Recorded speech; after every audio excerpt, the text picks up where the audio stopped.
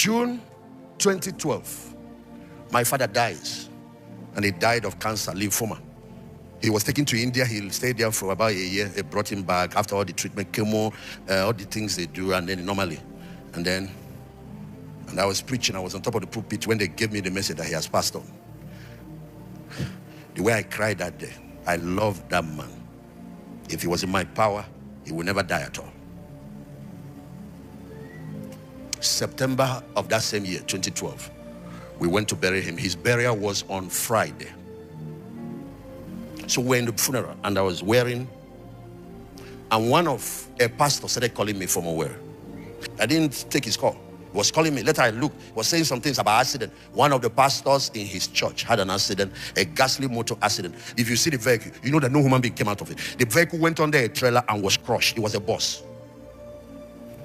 Okay, please put up that picture. Let everybody see it. Put it up. This is the vehicle. And that young man was sitting and he died. And they carried them to hospital and all of those things. I like when you are dead and you are dead. If you're telling me about the other side, I will listen. Now, this is Friday. So later in the night, I called him back after we had finished the burial. He was telling me about this accident. The reason he was calling me is to pray and raise the boy from the dead. I said, this pastor self. I encourage him. So that is the whole Friday. This burial was in the morning. This accident, the whole Friday went. But the women, the people in the church refused to bury the guy. Though he have taken them to hospital, but they refused. So they prayed the whole Friday. He didn't wake up. They prayed the whole Saturday. He didn't wake up. Many people did not go home to take their baths. Then Sunday service came. They prayed and they took the same clothes, stayed there praying, followed the service. 2 services ended. Other people went home. These people stayed there, prayed till Sunday evening. He didn't come back. So I took the phone to tell him, just bury the guy. You have tried. Something just held me back. I left him. 1 a.m. in the night. That is not early hours on Monday. The guy woke up.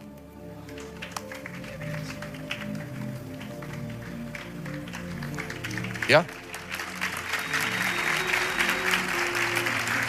He calls me in the morning that he has woken up. I called our media team. I told them, fly to Owerri immediately. Go and record, find out what he saw from the other side. He's been dead for 3 days. And they went. He wasn't talking. They waited till he was able to say. They started, and people were wondering, why are you people disturbing this? I gave them instruction. Collect the information. I want video evidence. I want printed evidence. I want whatever. And they recorded. I told you, the way my mind works. If you are training science, you like evidence. I don't like stories. To my shock, he survived.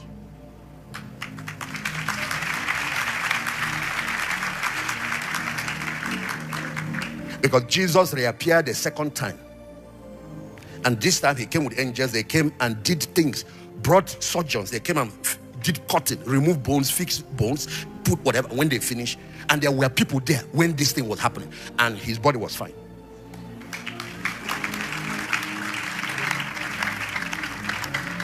You know, it's like if you are sick now and there are damaged organs or broken bones. Don't let such things. If you heard the message this morning about the glorified Christ, just a look from him fixes your bone.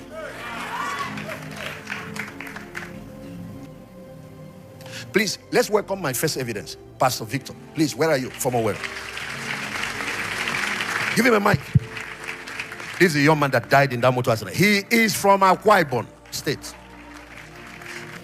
Good evening, church. Yeah, I'm going to ask you 3 questions, then you go ahead and look at how he used to look. Everyone say 2012. Thank you, sir, for being here. Where were you going before that accident happened? Tell us that part. I was traveling to Akwa Ibom State. From where? From Owerri. I'm based in Owerri. So my pastor has approved my traveling. And as I got to a junction where we enter motor to Aba, because it's about 2 drops, I entered the vehicle that will be taking me down to Aba. When we got to Aba at the main park, which a lot of us will know, I entered the bus that you people saw the picture and sat at the front seat of the vehicle waiting for the bus to get filled. But I keep hearing a voice telling me, stand up, go to the last row and sit down. I refused because I know how to drive. I love sitting at the front seat of vehicles just to see what the driver is doing. The voice keep persuading. I refused. I would look around. I wouldn't see anybody. It wasn't spiritual. It was loud. And the next thing, I felt the hand of somebody on my right hand arm draw me out of the bus, and I fell down with my back. And there was this fair lady seated by my left side. So when I stood up from the ground, people started laughing at the fact that I'm on highness and all that. But I turned around. You were on drugs or alcohol? Yes, sir. And I turned around and looked at the lady that was seated by my left-hand side. The next thing that dropped in my mind, she has a spiritual husband. And the spiritual husband doesn't want me to sit close to her. Okay, you thought it was spiritual husband? Yes, sir. Yeah. I never knew that God was just trying to preserve this body from more damage than it was. So I carried my bag, went to the last road that the voice told me to sit, the driver's line, and sat down. Immediately I sat there, there was no voice again, there was complete peace. And the journey, after some time, the bus got filled. We started our journey very well, heading to Akwa Ibom State. And most of us that travel with Hummer bus, we know how they drive. The guy was on a very top speed. People were complaining, me, I did not complain. All I wanted to do is get home early. So I fixed my earpiece and started playing game with my phone. People, you were playing game with the phone? Yes, sir. Okay. People were busy shouting at him. Oh, me, I did not say a word. So even the person that sat by my side, I said, you people should just leave the guy. Maybe we get home early. Because it was getting late. When we got to a place called Odorikot, at a crossroad, with that speed the guy was, a trailer that do carry cement, but has finished uploading, wheeled from the right side into the road, and our driver saw it with shock, tried to hold the brake of the bus, only to realize automatic brake failure. The brake wasn't working again. So somehow he was able to dodge to the other side of the road, only for us to encounter an oncoming truck again, filled with cement, on a top speed, descending towards us. And you cannot go to the left-hand side again because there is a deep pit that if he falls in, nothing will come out there. So it was a situation whereby whatever you believe, you call on that person that moment. Some people call on Jesus, other people call the name of their parent, but me, a pastor, I couldn't even open my mouth to call on God. I was just looking at the whole incident. I don't know whether to call it shock, but the next thing is that I had the sound, boom, and that was it. The next thing is, I found myself standing outside the bus. How I came out of the bus, I don't know. Who brought me out of the bus, I can't tell. I was worshiping God, thanking God for saving my life from a fatal accident like this. Because I look at it, the bus was under this truck, this trailer, and the trailer climbed it and crushed it down. That is when I knew why the voice told me to stand up and go to the last row and sit down. Because the driver and the two passengers in front, they couldn't remove their head or any part. Everything crushed them, that the brain popped out and was scattered like meat everywhere.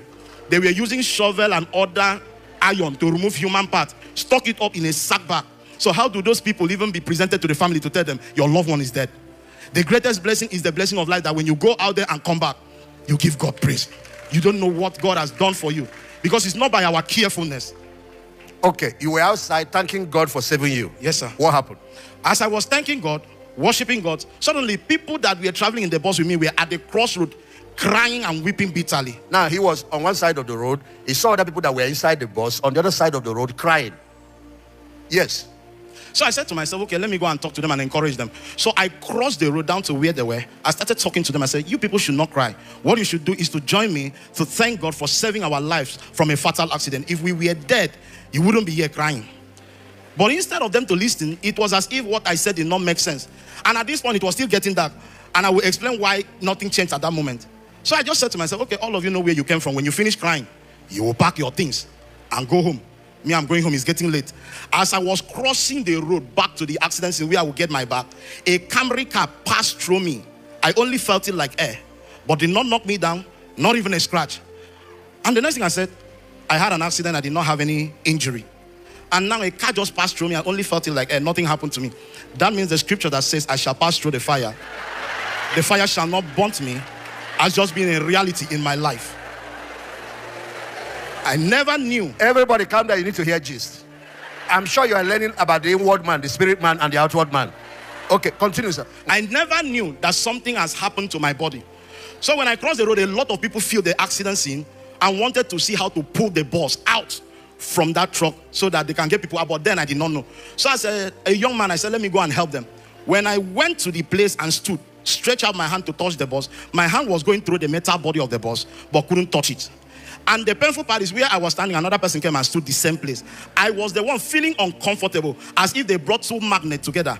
It was going front and back, but couldn't stand still. I had to walk away. And I was trying to comprehend what has happened. I touched my pocket. I couldn't find my phone. I couldn't find my wallet. So I needed to look for these things. So I turned around to where I sat down. Immediately I put in my head. At this point, they put up the bonnet of that bus, because it was crushed down, I saw somebody that looks like me. The same pattern of hair, the same clothes I'm wearing, the guy is wearing it. My bag that I'm looking for is on top of the guy's lap. The only difference, I wasn't wearing shoe, only clothes. But that guy is wearing my shoe. My earpiece is the one with it. The only difference is that that guy is in pool of blood. Blood was coming out of the nose, the mouth, the ear, and the hand was twisted, broken. The same people I crossed the road to talk to at the other side are still the same people inside the bus. So I can't remember having a twin brother on earth. How come somebody's looking like me? Does it mean I'm dead? But to cut it short, I finally realized that I'm dead. So me was standing looking at me that is lifeless. Looking for how to help me that is lifeless to come back for us to join together. But there was that separation that I couldn't help. As we were there crying, I now understood why they were crying before me. They already realized that we've crossed over. And immediately I knew that I'm dead. Everything changed. There was nothing like night. There was nothing like day. There was nothing like sun. There was nothing like moon. Everything was just like that. And I joined them to cry even more than they were doing. It was as if we are competing who is going to cry the most. But then what we needed was God's intervention. At that point, I said to myself, we are only two in the family. And I'm the eldest. How are my parents going to survive it? They can't take this news. And God, he was traveling to go and see his parents. I said, God, I can't die. I am too young to die. But brethren, nobody's too young to die. Nobody's too old to die. Everybody's qualified to die. But are you dead in Christ? So suddenly, when that thing was happening, I had a siren blowing. And I looked. It was an ambulance. When they got to the accident scene, the first person they brought out of the bus was my body. They dragged me out. That even the broken glass was cutting some part. And I was telling the person dragging me to be careful. The person wasn't hearing me. He wasn't seeing me. He never noticed me. They led me in the ambulance. I looked at the address of the hospital. It did not take me a second. In less than I don't know how to calculate that speed. I was in the hospital waiting. Now from where the accident took place down to the hospital is 45 minutes drive. I was now in the hospital waiting for them to arrive with my body. When they arrived, they brought me out, led me on a roller, were pushing me, and me was following me, looking at me that is lifeless, looking for help. They pushed me into the emergency ward. People were everywhere, but nobody saw me. They were seeing that one lying there. So immediately I started begging the nurses, whatever you can do, I don't want to die. They were not hearing me. They were not seeing me. Immediately the doctor came to check. The next thing is that they started sharpening something and putting it on my chest 3 times. It wasn't working. And he said, he's dead. See how you can get across and get him to the mortuary. I shouted at him, but he wasn't hearing me. I rushed to hold the doctor because he was walking away from my own bed. But immediately I made that move. I was in front of him. He was behind me. I turned around to hold him on his chest. He walked past my body and I turned around. I couldn't help. I started saying, what is this? I screamed in that hospital, shouted, but all these people were not seeing me. As I was screaming and shouting, an elderly man walked up to me and said, why are you disturbing the peace of this environment? I said, can you hear me? He said, yes. Can you see me? He said, yes. I said, then why is everybody making me feel as if I'm dead? He said, the reason I can see you is because I'm dead. You are dead. Come, let's follow your body. Let's know where they are taking you to, where it is. I now understood that over there, nobody is interested in what you feel. Because once you cross over, it's all about you and your maker. All these, I want to die. Death is the most loneliest and painful thing you can ever think, except you die in Christ. So when we got to the place, they brought me down from the roller in the mortuary, kept me, tore off my clothes where I was lying down, used APCs to cover me because they were still keeping me outside. And the mortuary had 2 sections. And the man said, okay, this is where they are keeping you, so let's move. I followed him. We went, there was a bench in that hospital where we sat down.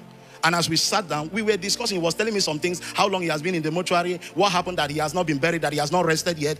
A lot of things that wasn't really making sense at that point. I told him, okay, let me go home and see if I can inform my people. He was now sending me a message to his own people. I said, but you said I'm dead. He said, this is how we do here. So that if you are lucky to wake up again, you can go and deliver the message for me. So I left him. Or while we were still talking, some people that came to visit their own patient came and just saw an empty bench, not knowing that 2 ghosts are sitting there. They just sat on top of us. We were now the one that stood up for them. When we stood up, I left the hospital down to the house. So I got to the house, walked through the gate, walked through the iron door of the house. Nothing could shield me anymore. My dad was eating a goosey soup. I can still remember very well. Wearing a white singlet, a sky blue short knicker at the dining table. So I greeted him, Daddy, good evening, sir. Because when I left, it was evening. My dad did not hear me, did not see me, never knew that I'm around, but he was expecting me. I greeted him again. He did not say a word. So I got angry. I wanted to put my hand in the soup, push something, create a scene just to get his attention, but I couldn't. And my mom just finished serving my dad food, came out of the kitchen. Immediately she came out, I saw her and I said, Mommy. I raised my hand to hug my mom. My mom walked into my body. The next thing she screamed, Jesus. So my dad, Many a time, women are more sensitive spiritually than men. It's a fact. It's a fact. Go ahead. So suddenly, my dad asked him, what is it? She said she doesn't know. At this point, my mom felt cold. She started shivering. Goosebumps everywhere. My dad said, but what is the problem? The next thing my mom told him is, call your son. And he said, but it's not been long we spoke to him. Allow the young man before we call and run down the battery. My mom said, just call him. He said, we'll call, but allow him first. Let me be done with eating. That is how my mom felt sick at that moment. So when I couldn't get the attention, I left them back to the hospital. At that point, they've taken me into the mortuary. Dead body standing, casket kept there, me on the floor. I left the mortuary back to the accident scene. Those people were still there, and I joined them to cry. We were crying and being broken. I said, God, I can't die. I'm too young to die. I want to wake up. While we were still crying and shouting, the ground started vibrating and tore in a triangular form into 3 places. I was standing alone here, 3 people at my right hand side, and my left hand side was 14 people. It was an 18-seater bus. And nobody can cross. There was just this force that cannot allow you to cross, or by any means. So I screamed, earthquake, rapture. Is this how rapture wanted to take place? Where am I going to spend my eternity? So I know that when we go to heaven, we'll be going up. So I started jumping up. When I jump up, I will come down. I jump up, I will come down. So the reality of hell was before me. Brethren, you might not know the Bible now, but when you cross over, you know from Genesis to Revelation.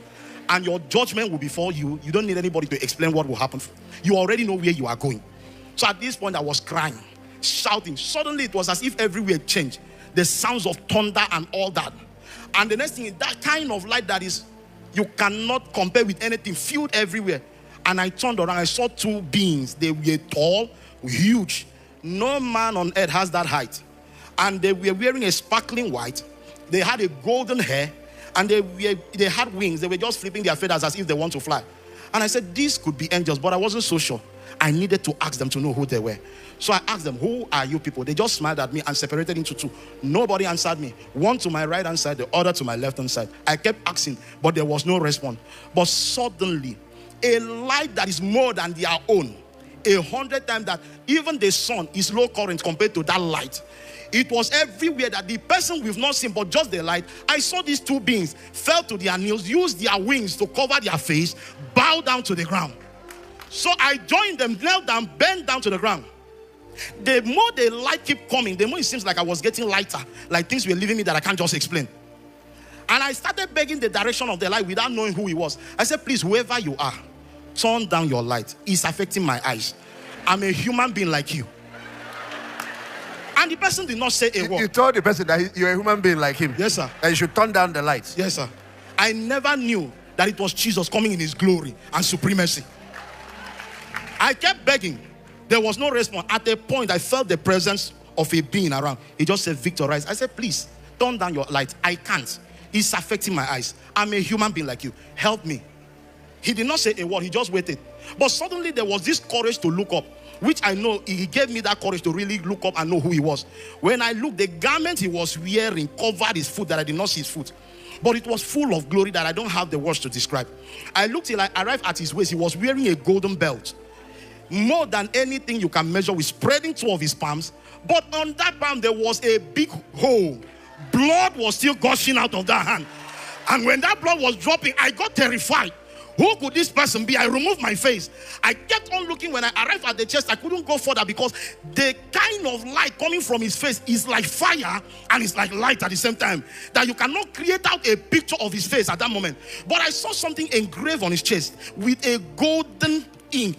King of Kings. Something dropped in me. This could be Jesus, but I wasn't so sure. So I wanted to ask him to know who he was. But before I could open my mouth, he started introducing himself to me. He said, I am he that was dead, but I live forever. And each sound he made, they were trembling. That even the angels were still kneeling down, bowing to the earth. They were not looking at him, talking to me. And I continued. He said, from age to age, I remain the same. I am the King of Kings and the Lord of Lords. I am the creator of the whole universe. And he said, behold, I have the keys of heaven and hell. I have overcome death. I have overcome grave. I have overcome the world. He raised up his 2 hands and said, I am Jesus. Brethren, I never knew that the man we talked about was standing before me. I started shivering at that point. I did not know what to say. But I remember that something brought me here. And I asked him, am I truly dead? And he said, not really, but for just 25 seconds. That 25 seconds turned to be 3 days on earth. He turned around and looked at the angels.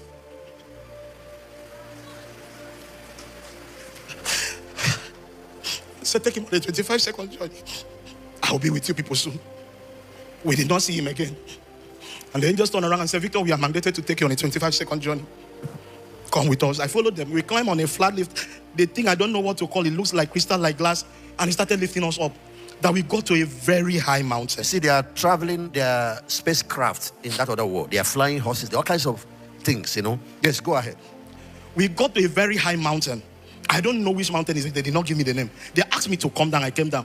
And they said, Victor, on this mountain, you can see the whole world. Look down. Tell us what you see. And get the message. I looked down the first time. Billions of people were just going to their normal businesses and activities. Nothing. So I turned around and told them, this is what I saw. They said, look deep. And tell us what you see. I looked the second time. It was still the same thing. They said, though these people look like swines that have no control, look deep down. There are few that have control. When I looked down the third time, I saw that a little handful of these billions, anything they do, they look up to the sky. Somebody would drive and look up to the sky. When I turn around and tell them, this is what I saw the third time, they say, yes, that they feel that I saw that the little thing they do, they look up to the sky, are like the 5 wise virgins. They are the people with the consciousness of heaven. They are the people that are waiting for the coming of Jesus. But that the other ones that are busy going to the abnormal world activity are like the 5 foolish virgins. They are the people that are working with the word the world are using. Man die, go. Woman born, another. But they never sit down to ask themselves, the man that died and go, where did he go to? And the woman will give birth to another. Where would that one end up? And when they said that, they showed me another thing. All this kind of atrocity, war against nation, family, and all that. And immediately I turned around and said, why is heaven so heartless to let this thing to be happening to humanity? They said no. And they said no, that heaven is not heartless, that heaven loves humanity.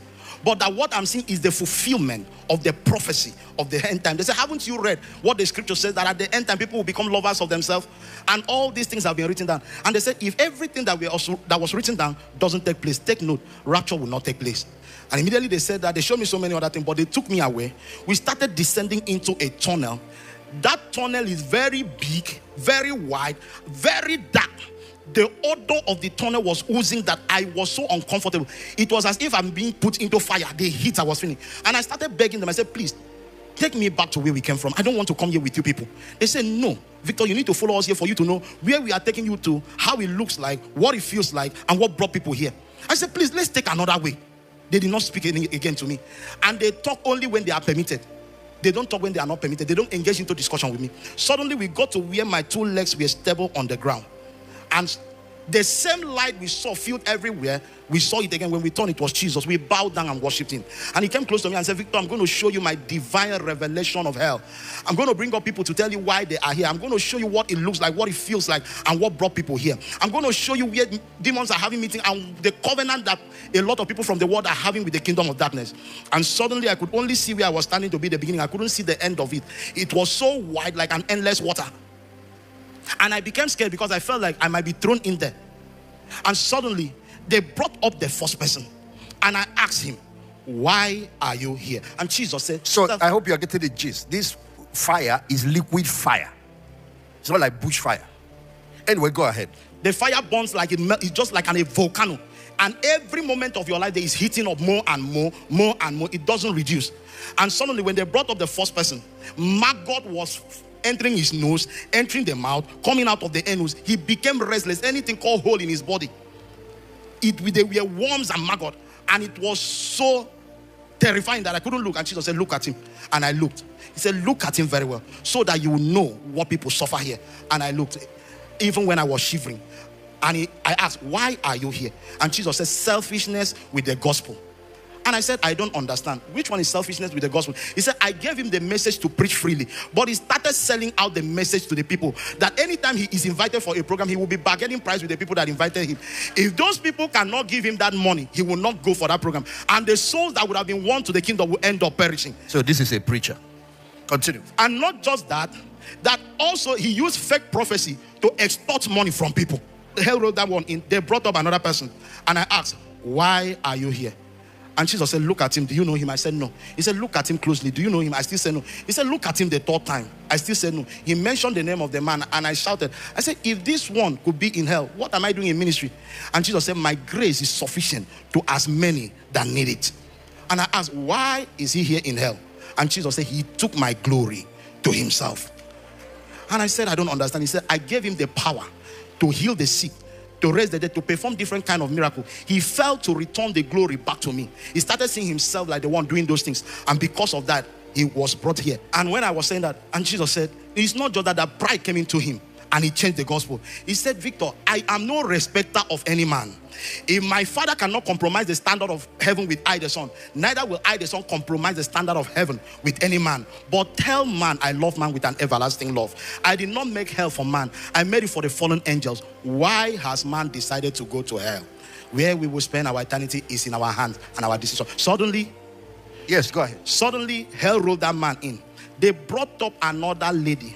And I asked, why is she here in hell? And Jesus said, materialism. But that one, we know what material things is. But the next one was the one that shocked me. He said she is a robber of souls. And I said, I don't understand. How can somebody be a robber of souls?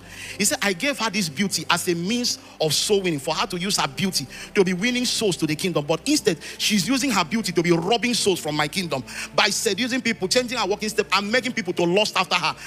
And Jesus gave the number of souls that she had. And that is why she was being brought to hell. They brought up another person. Hell rolled that one in. They brought up another person. Some of them, they gave me the years they've stayed, but I don't want to go into that one. And I asked, why is she here in hell? And Jesus said, unforgiveness. And I just said in my mind, I said, oh, I know already that one. And Jesus looked at me and said, it's not just about you not forgiving. That anytime we don't forgive, mercy is withheld from that person. That you are to forgive so that your Father who is in heaven can also forgive you and show you mercy. But when you don't forgive, mercy will not be shown to you. Hell rolled that one in. And I talk about one last person before I talk another section. They brought up another person, and I asked, why is she here in hell? He said, abortion. We know what abortion is, but it did not stop at just you committing the abortion. Anytime you commit an abortion, you've shortened your lifespan on earth. That was what Jesus told me with his own mouth. And he did not just stop. They said anybody, whether the doctor, whether the person that advised it, or whoever it is, you are part of that course. But anywhere you share this message, as many that will repent and confess, I will restore the years that have been taken away back to them. Warn them not to go back to it anymore. They took me to another section of hell. It was demons that were having meetings, sitting there. But the thing that shocked me is that people keep appearing there, coming there for meeting. Even pastors were coming to attend that meeting too. And I was being scared. And Jesus said, I shouldn't worry, I should come and stand, that nothing will happen to me. And I came and stood. And he opened my ears to hear what they were discussing there. How they will make the churches to become prayerless. How they will make churches to become a place where there is no fire. How they will make pastors to start preaching lies and false gospel. How they will make pastors to become false prophets. And how they will make the people to be giving glory to man, not to God anymore. And because of that, that is why, and some of them had the seal of Satan. They took me away from that section to another section where they were producing different kind of things. And I asked, if all these things are being produced here, we use them in the world. So how do we survive when we are using these things? They said by applying the blood of Jesus. That anytime you get anything, let the blood be presented. So suddenly we left hell, we appeared at a realm. People keep appearing in their thousands, in their hundreds, and in their millions. And I asked them, what kind of line is this? They said the line of being born again that leads you to the first judgment table. They took me to the front of that line. There was a very big book. An angel was there, busy opening, looking into it. When you appear, they will check if your name is there. I asked, what kind of book is that? They said the book of being born again. That being born again is not a guarantee that you will enter heaven, but it qualifies you that you are heaven candidate. So we passed there. We entered the right side, because there are two ways there after that place. When we entered the right side of that place, it was the streets of gold. The Bible said we shall walk on the streets of gold. I forgot who were taking me around. I started telling myself, if they give me the option to choose between to stay back or to go, I won't waste time than to say I'm staying. When we got to the first gate, a very mighty golden gate, there were a huge angel standing there. They opened and told me, welcome, Brother Victor. I entered. Immediately I stepped in my foot. There was a big table. A book was there. An angel was there. But that angel was the busiest so far that I saw. It's not like I saw all the angels in heaven. He was busy cleaning and writing, cleaning and writing, cleaning and writing. And I walked up to him. He said, welcome, Brother Victor. I told him, thank you. What are you doing? He did not respond to me. I asked and asked. He did not say a word. I turned around and said to the angels that were taking me around, why is he behaving like this? Why is he snubbing me? They said, he is only permitted to welcome you here. He is not permitted to engage into any discussion with you.